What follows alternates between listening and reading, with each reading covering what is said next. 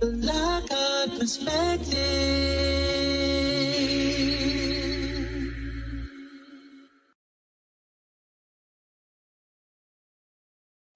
Well, hello and welcome to the Lockhart Radio Podcast. I am your host, Felicia Lockhart. And over the next few days here on the channel, we're going to take the podcast in a little bit of a different direction. Not a drastically different direction, but we're going to focus on a few topics, a few different items dealing with the technology and military developments for warfare and things like, I don't know, hypersonic missiles and stuff like that. We're going to take a look at all of that. And the reason for that is the world of technology is literally evolving at a breakneck pace. Stuff is changing every single day. Countries are in competition with each other. And because of this technology, it's transforming the way that nations approach their defense and warfare. Everything from advanced surveillance systems to cutting edge weaponry. These initiatives that are happening or these innovations that are going on right now have the potential to significantly alter, in my opinion, global security and the landscape thereof. So, one of the biggest challenges that's posed by these new technologies is the ethical concerns that are surrounding their use. As machines become more autonomous, like those developed by the Anduril Industries, which specialize in those AI-driven surveillance and autonomous drones platforms, the question of accountability becomes increasingly more complex. There's also the issue of an arms race between nations. For example, you've got the United States, China, and Russia are all actively developing these hypersonic missile systems, such as the United States Air Force AGM-183A Arrow, and that's designed by or developed by Lockheed Martin. And then you've got China's ZF glide vehicle, nice little glider, looks like a little Dorito. Nonetheless, this escalating cycle of advancement raises the stakes, making it imperative for countries to navigate these developments very carefully. Furthermore, there is the risk of these technologies falling in the wrong hands, either by cyber theft or proliferation, which could have, as you know, disastrous consequences.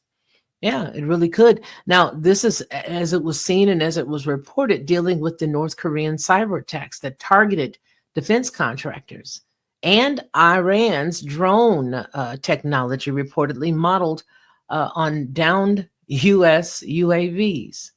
So we're going to take a look at some of the specific examples of these groundbreaking technologies, like the AI-powered drones like the Ghost 4 from Anduril or Kratos Defense.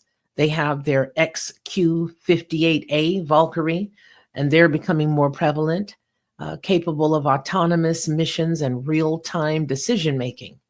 The hypersonic missiles, such as Russia's Avangard and China's YJ-21, they travel at excessive speeds that exceed Mach 5, making them extremely difficult to detect and to intercept with the current missile defense systems. You've also got cyber warfare altogether and how it's become a central component of national defense strategy.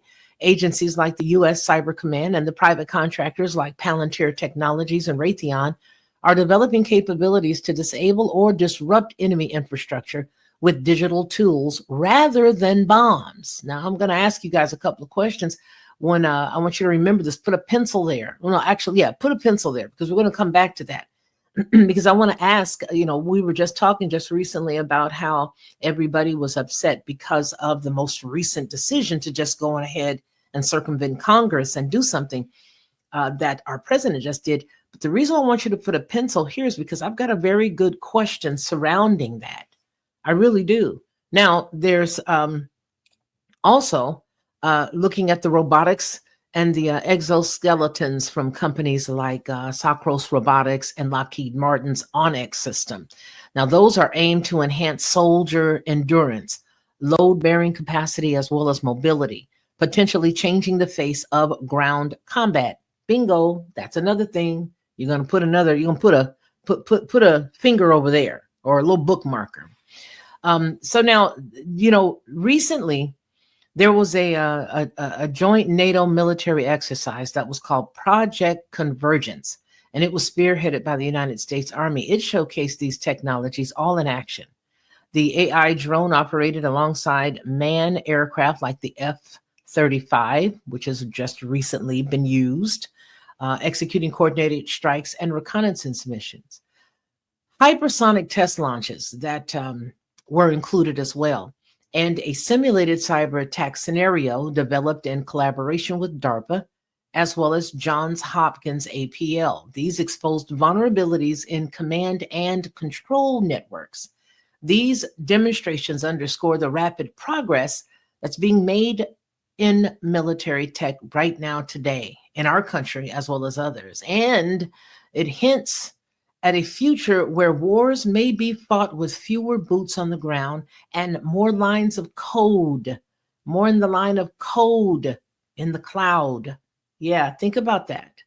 Less boots on the ground and more lines of code in the cloud. I think you guys may already know where I'm going with this, but just to sum it all up, we have to stay informed about these military tech advancements because it's very crucial as they have the potential to reshape global security dynamics from the AI and hypersonic missiles to cyber warfare. These developments are moving so fast that it's hard for us to keep up. Now, I want us to go back and I want to look at the pencils that I ask you to put there. Now, if these things are literally stand the risk or stand the opportunity to change the actual method by which we have had war before, like the boots on the ground situation, do you think that we're going to have a circumstance where we're not going to, based on our existing, Constitution, the amendments and all of that, where we don't necessarily have to have a president that can ask Congress what they think? What if they keep things the way that they are and we continue to grow the way that we're growing as it relates to weaponry and military tech? And we are moving fast. We just got through seeing the story that we covered last week dealing with the second lieutenants that were brought into the military, albeit they're only there, part-time, 120 hours a year. These cats are from some of the best. They're from Meta. They're from Palantir, they're from OpenAI. They're from a couple of other places. But clearly we can see the correlation, right, between the story that we're covering right now and the one that we talked about last week together. These things are why I'm asking, do you believe that they could shame, but do you believe that they could change the framework of military, engagement based on the fact that there would not be any boots on the ground? Now, I've got a couple of other stories. We're going to talk about it a little bit later. We're going to bring this week, maybe talk about some of the hypersonic missiles that can be, launched and things like that. Got some really interesting things, but you guys know where you guys can lay down your thought processes on this whole entire thing. And that's none other than the comments. You can just go down to the comments and let me know exactly what your thought process is.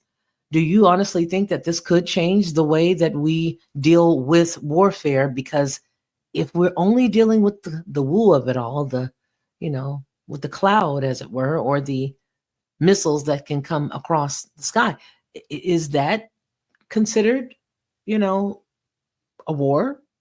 Was it considered a war before? Because I don't see a lot of people even standing up saying, hey, wait a minute, he didn't have authority to do that. Well, yeah, he did because there were no boots on the ground. So if we use that analysis, tell me your thoughts. Do you think this is going to slide right in there with all of that?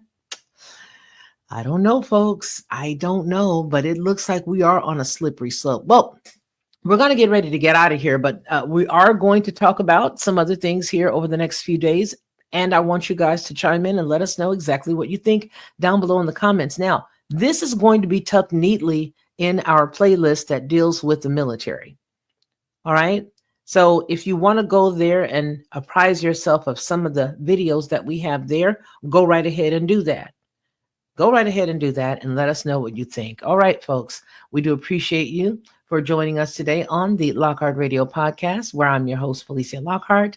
And for Headlines with a Voice, I want to thank you. The Lockhart Perspective.